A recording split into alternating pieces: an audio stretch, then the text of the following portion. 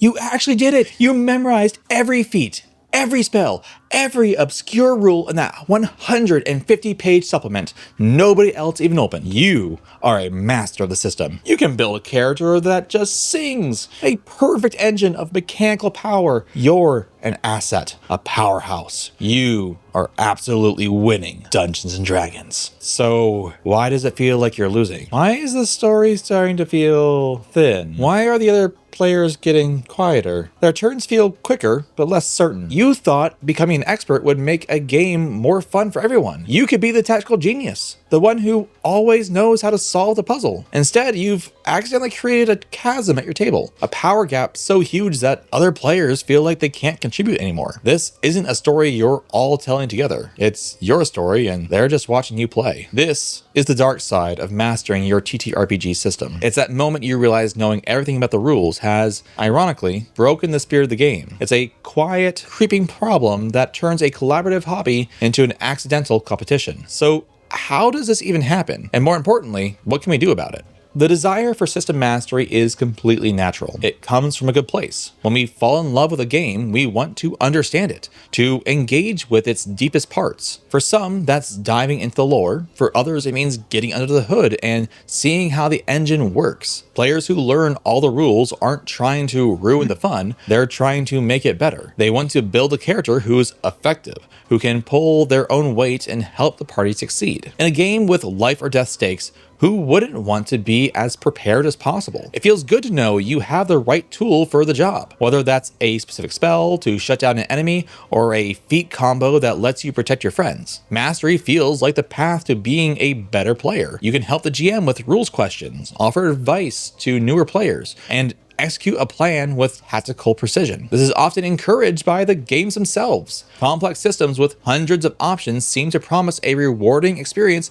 for those who put in the time. The idea that the more you know, the more creative you can be. You can finally build that hyper-specific character concept you've been dreaming of, and you've got the mechanical chops to make them functional, not just flavorful. It's a seductive promise. Invest time, learn the rules, and you'll be rewarded with a richer game. The problem starts when that reward comes at everyone else's expense. The first crack to appear is almost always a power gap. This is especially common in systems with a low floor and a high ceiling. A low floor means it's painfully easy to build a character who is just plain ineffective. A high ceiling means there's a ton of room for optimization, letting you create a character who is absurdly powerful. Pathfinder is not necessarily the best example of this, but it's one that we all are familiar with as a system. It's a system with a staggering number of options, a paradise for a player who has mastered it. But for a casual player, or someone who just wants to build a character based on a cool idea, it's a minefield of trap options. Choices that sound cool but are so mechanically weak they can make a character nearly useless in combat. Imagine a new player building a monk because they love the fantasy of a serene martial artist. In some games, if they don't pick the exact right feats and ability scores, they'll hit level 7 and find they can't land a punch on anything, while the wizard, who read every online guide, is literally reshaping reality. This isn't the new player's fault.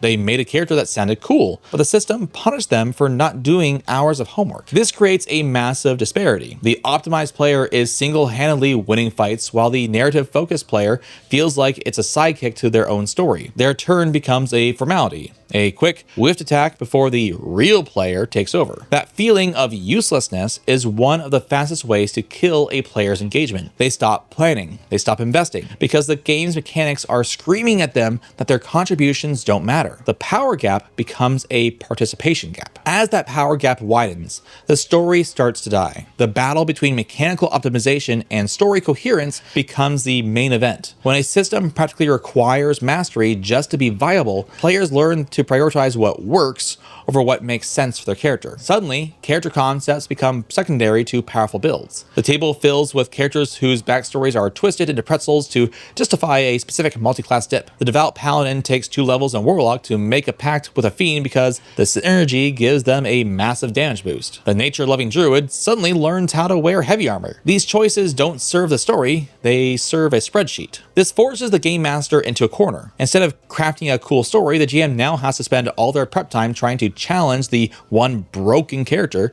without accidentally vaporizing everyone else. Encounters become a frustrating exercise in counter planning. The narrative is constantly interrupted to care to or contain the sheer mechanical weight of a single player. The story feels less like an adventure and more like a backdrop for one player's power fantasy. In-game decisions are no longer driven by what would my character do, but by what is the most optimal choice. Role-playing gets sidelined for debates about rules, and the shared world feels less like a story to be lived in and more like a video game to be solved. So the most insidious effect on a high system mastery requirement is how it quietly excludes people. Mastering a complex TTRPG takes a ton of time and energy outside the game. It means reading rulebooks, scrolling through forums, and tinkering with builds. For many people with jobs, families, and busy lives, that's just not going to happen. This creates an unintentional class system at the table. On one side, you have the players with the time and desire to go deep on mechanics. On the other, you have players who just want to show up for a few hours, roll some dice, and have fun with their friends. When the system heavily favors the first group, it sends a clear message to the second: you're not dedicated enough. Resentment starts to bubble up. The casual players feel like the master is hogging the spotlight. The master gets frustrated that nobody else is pulling their weight. It's a dynamic that's toxic to the whole point of TTRPGs. The game stops being a shared hobby and starts feeling like a group project where one person is doing all the work and everyone else resents them for it. And this pressure doesn't just hit casual players. It can lead to burnout for the system master too. The expectation to always have the right answer, to always make the perfect move, is exhausting. You're not just playing your character anymore. You're the table's unpaid rules lawyer and strategist. The fun of discovery gets replaced by the pressure to perform. In the end, a game that demands mastery from its players risks burning everyone out. Those who can't achieve it and those who do. So is knowing the rules a bad thing? No.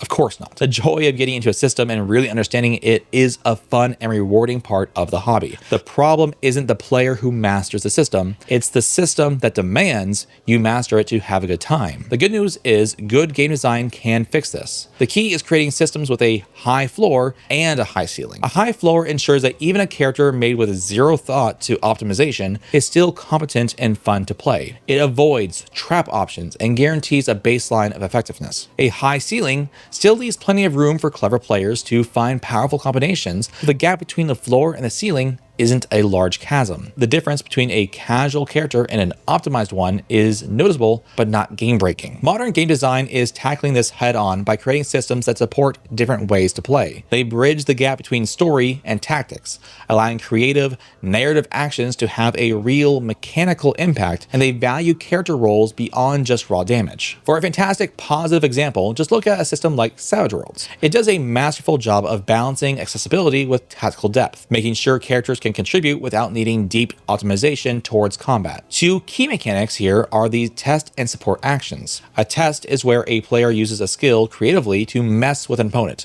like taunting a brute to make them distracted, or kicking sand in their eyes to make them vulnerable. This lets a character who isn't a combat machine, like a smooth-talking scoundrel, have a huge impact on a fight. A successful test makes an enemy easier for the entire party to hit. Similarly, a support action lets a character use their skill to give an ally a bonus. The bard isn't just singing for fun, their performance is mechanically giving the fighter a real bonus on their next attack. And it's not alone in this philosophy. Other modern design approaches, like those in Powered by the Apocalypse or Fate games, also solve this by making narrative choices mechanically powerful, ensuring everyone has a way to shine. They reward teamwork and clever thinking just as much as a big damage number. The goal is a game where everyone feels powerful and gets to contribute to the story. But that's my take, and I really want to hear from you. Have you ever been the system master who accidentally overshadowed the table? Or have you been the player left behind feeling like you couldn't keep up? Tell me about your experiences in the comments below. What systems do you think handle this balance well? And if you found this discussion helpful, consider subscribing for more on the games we love. The dark side of system mastery isn't about knowledge being bad. It's about what happens when a game's design turns that knowledge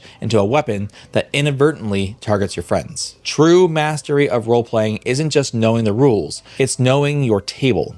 It's remembering that the goal isn't to win, but to tell an amazing story together. An expert player can choose to build a character that lifts the entire party up, creating moments for others to be awesome. They can use their deep knowledge not to build the highest damage dealer, but to build the most interesting support character who makes everyone else feel like a hero. That is the real endgame. Redefining mastery from knowing how to break the game to knowing how to make the game better for everyone. That's how we step out of the dark side and back into the collaborative joy that makes this hobby incredible. Hope you enjoyed today's video, and if you want to hear more about Savage Worlds, you can check out this video right here. And until next time, stay savage.